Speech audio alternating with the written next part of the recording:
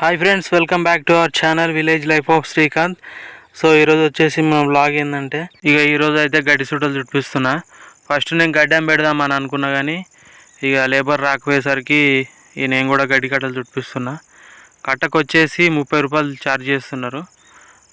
మనకు సుట్టే మిషన్ వచ్చేసి Jason, baler వచ్చేసి జేసన్, ఇంజన్ వచ్చేసి మహేంద్ర. కట్ట కూడా చాలా గట్టిగా చుడుతుంది ఈ బేలరు. మాక్సిమం చాలా మంది రైతులు ఈ గడ్డి కట్టలకే ప్రిఫరెన్స్ ఇస్తున్నారు లేబర్ దొరకకపోయేసరికి. అసలు కట్టలు చుట్టిస్తాం మంచిగా గడ్డం పెడతాం మంచిగా ఒకసారి కింద కమెంట్ చేసి చెప్పండి. మనం ఫ్యూచర్లో గడ్డం చూడకపోతుండొచ్చు. సో ఎందుకంటే మిషన్లు వచ్చినాయి గడ్డి కట్టలు. సో గడ్డి కట్టలు చుడుతుంటుంటే బేలర్ అనేది గడ్డి జామ్ అయింది.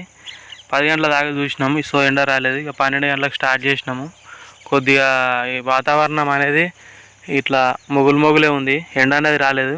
సో కొద్దిగా తేమ ఉండడం వల్ల గడ్డి అనేది జామ్ అవుతా ఉంది. నేను కూడా కొద్దిసేపు హెల్ప్ చేసిన. అదైతే గడ్డి చాలా గట్టిగా ఉంది, వస్తలేదు. మరి మీ సైడ్ కట్టకు ఎంత ఛార్జ్ చేస్తారో కింద కామెంట్ చేసి చెప్పండి. మొత్తానికి గడ్డి కట్టలు చుట్టుడు అయితే అయిపోయింది. మొత్తం వచ్చేసి 80 కట్టలు అయితే అయినాయి. ఈ గడ్డి కట్టలు చుట్టించినప్పుడే ఒక్కొక్కటి అన్ని నిలబెట్టిన.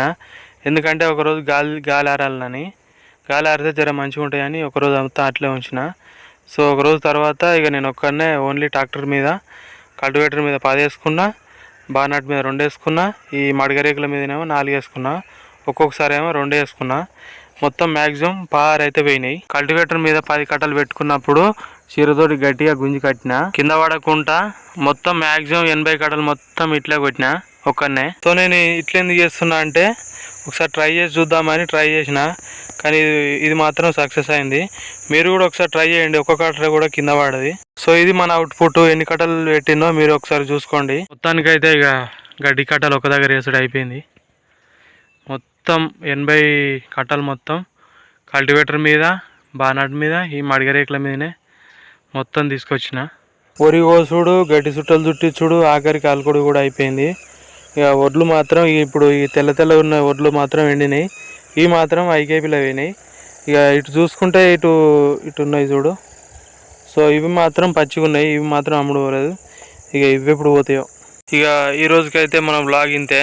Please do like, share and subscribe to village life of Srikanth. Okay bye, ఉంటా మరి.